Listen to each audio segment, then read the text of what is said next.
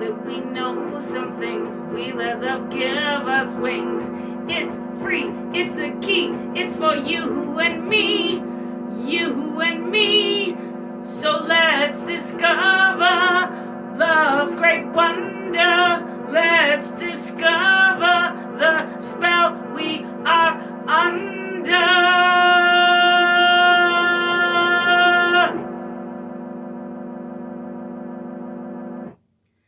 Love!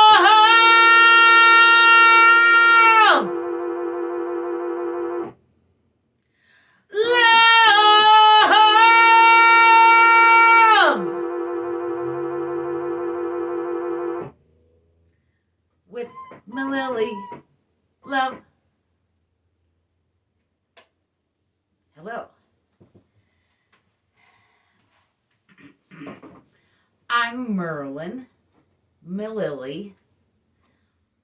Welcome to the Love Show, where we grapple with the question, what is love?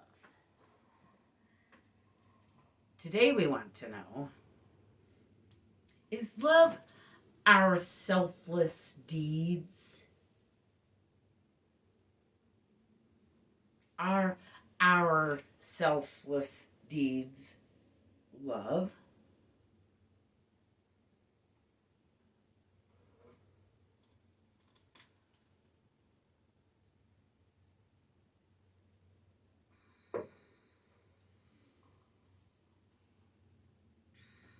Let's find out. Here on the Love Show, we proved that charity is love.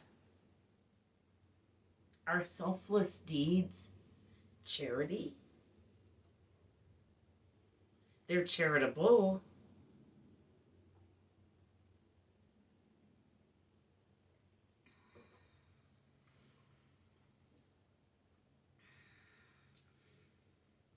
So I want to address my dress, my suit, and some selfless women who last night at the State of the Union address wore suffragette white purposefully for women's rights. And because they were pretty much stripped from us when the Dobbs decision was made by the Supreme Court here in the United States. It pretty much just erased precedent, which was Roe versus Wade. It was a case in which women were given the right to choose what happens to their bodies. And last night's selfless statement really gave me hope that there are women fighting for women and women's rights in government. And they really overpowered the room, and all they did was just wear white. And they were very noticeable in the room, especially starkly against the dark robes of the Supreme Court, who, quite frankly, looked ashamed. But all the women wearing their white proudly wore their white. And I thought it was moving. It really moved me. And it gave me new hope that it's going to be all right. We're going to get our rights back. It's going to be all right. Hell hath no fury as a woman scorned. We're a little scorned. My girls have less rights than I had growing up. And they have to pick and choose which states they want to go to.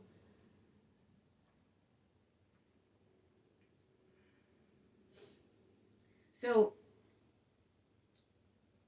our selfless deeds, charity, sometimes selfless deeds are atonement.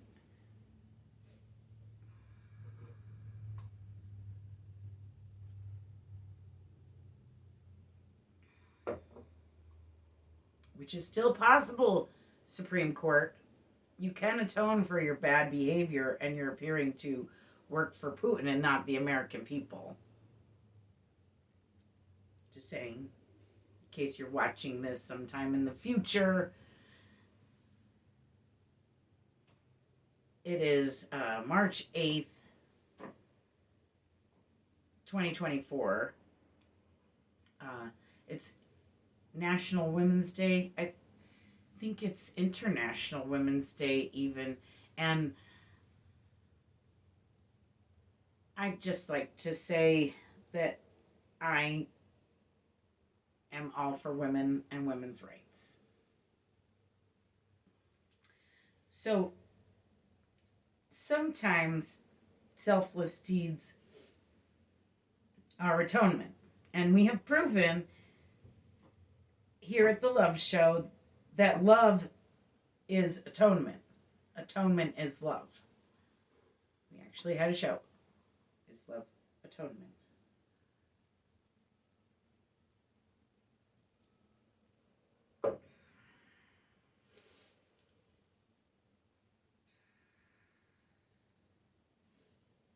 So, are selfless deeds only love when they are atonement? Are selfless deeds charity? Always more questions here at the Love Show. Always more questions than answers.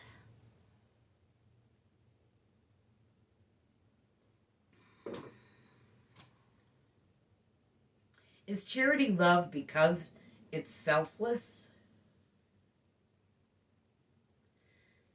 In our Is Love Charity episode, I talk about how love is not, when love is not reciprocated, it somehow taints the original love. Love is so very real that you have to give and be grateful for the opportunity to give. When we are given to, we must be grateful for what we are given, or it's not love at all. It has to be real. It can't be pretend, then it's not love.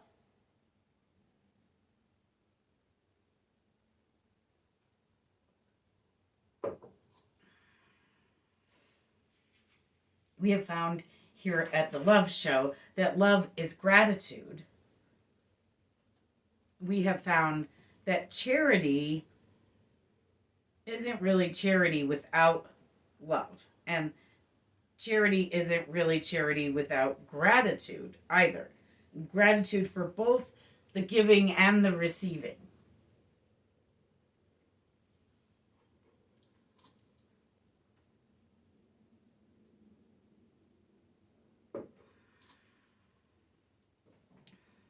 Atonement is part of many religious faiths. More than part, some faiths have made their Day of Atonement their holiest of all days. Many faiths believe that their souls are purified, their sins forgiven through atonement.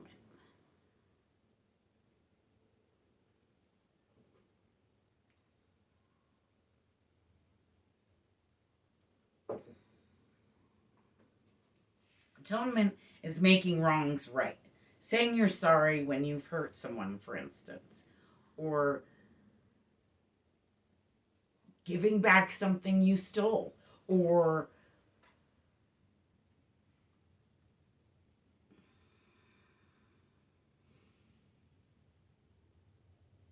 fixing harm in some way that you caused. That's atonement. I think selfless deeds are like the path to peace and forgiveness, both of which we have found to be love. Love leading to more love, so to speak. So, like, selfless deeds lead to more love and create love and further love, grow love, if you will. just like the path to peace and forgiveness are like keys to opening the door of love. I think that's what we're going to find about selfless deeds. A few weeks ago, we proved that love is heaven. I spoke then of selfless deeds. I believe that selfless deeds raise our energy and thusly eventually send us to heaven, and that heaven is made of love.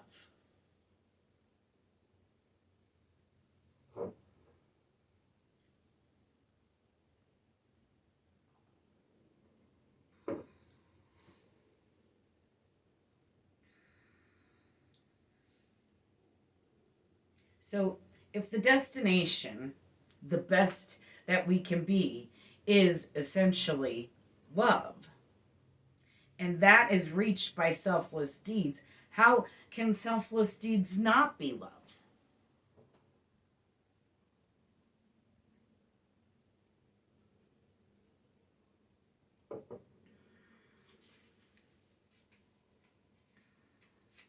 I suppose if they are selfish deeds, like if you are pretending to be selfless, but really have a selfish agenda, it's not love. I guess you could get into a bit of a paradox in knowing that your selfless deeds get you to heaven. Skating between selfish and selfless. Excuse me.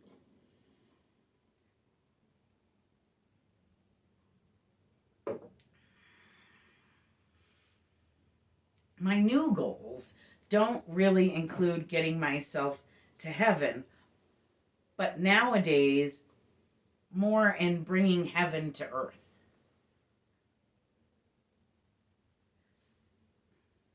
So I think that's one way around the paradox.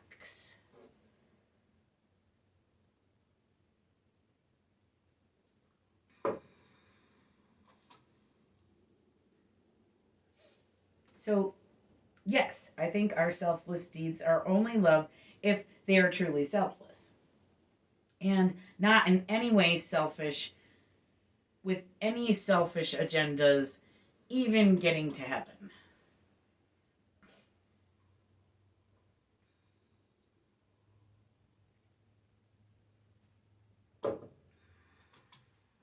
That said, I still think selfless deeds, excuse me. That said, I still think selfless deeds are, in fact, love.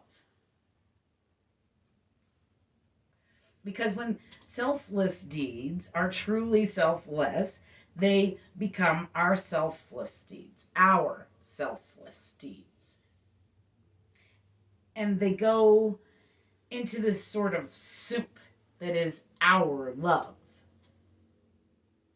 That is heaven. And that can be anywhere. Love!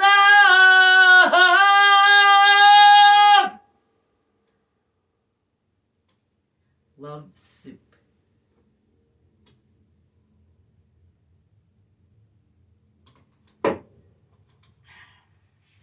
Heaven is love soup.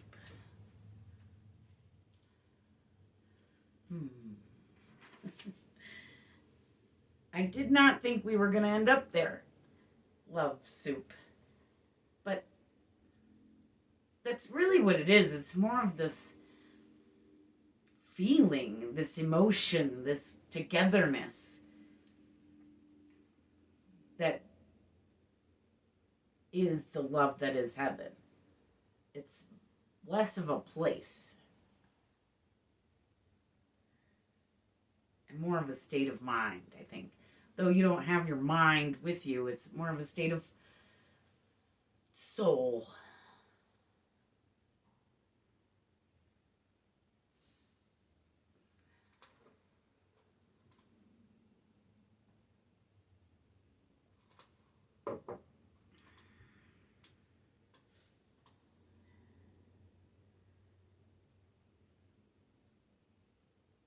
think women are the soul of any country. They really make it move and grow and make it dynamic. Without women, you wouldn't have children, for one thing. Not any children, not frozen children, not uh, fetuses. You wouldn't have any of that without women.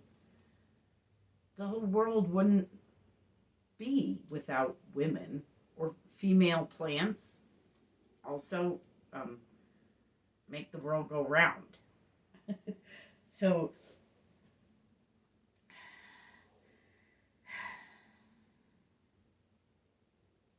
I think men could be a little more selfless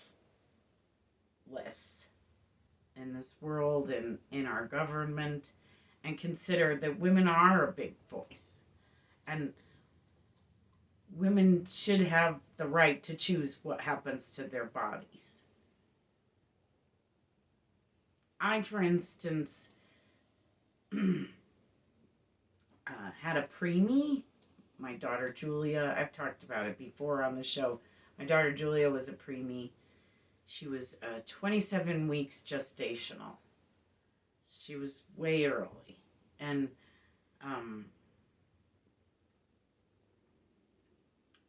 after I had her, I had my tubes tied because she was a preemie. And so I didn't want to have another preemie because that was scary. And she was in the hospital for 2 months. And it was scary. And so I had my tubes tied. And then my youngest daughter snuck in somehow after my tubes were tied, and I became pregnant with her. I had to have a C-section, which is when they cut you and get the babies out, for both of my daughters, the preemie and the one who snuck in afterwards. So I call her my miracle. So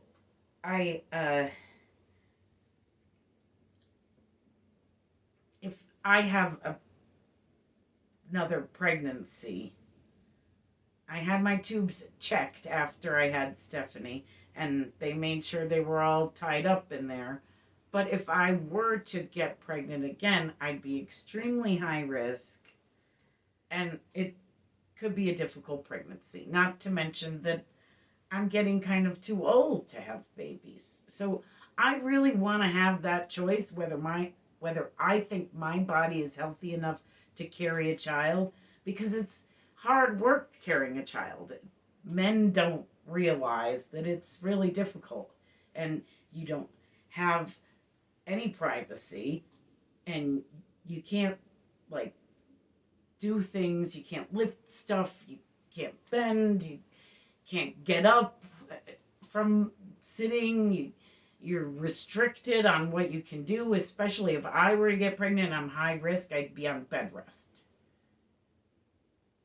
And the chances of the baby being born are, it's iffy. I have to decide whether I can handle that or not. My first child was a miscarriage due to the child's father kicking me and making me miscarry. So I've already got a hole from losing my first child. So another hole from losing another child would be really horrible.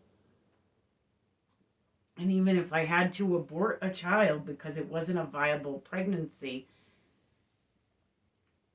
it would still hurt me. It would still be losing the child. Women who have abortions hurt. It hurts. It's not just physically, but emotionally and mentally. There's pain involved. You can't just get rid of your offspring without feeling something. And if you do, you might be a psychopath. Most women aren't psychopaths, and they feel this bond to this embryo. They feel a bond to this fetus, not to the embryo. I never felt a bond to an embryo. I can't tell whether my embryos are running around or not.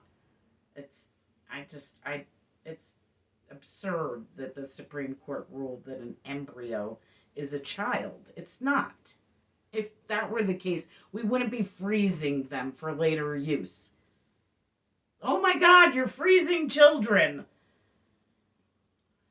It's absurd. The whole thing is absurd. So anyway, I digress. I believe that yes, we have found today that our selfless deeds, if they're truly selfless, are love.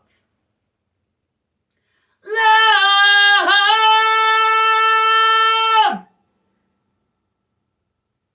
Because they are ours. Our love. Can you feel it? It's everywhere. Love!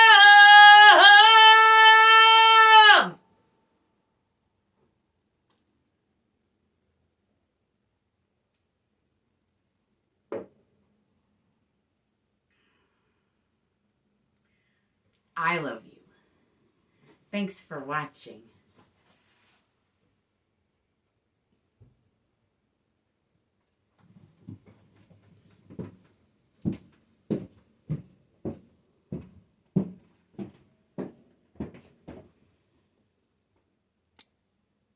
I'm a Mililli Studios production.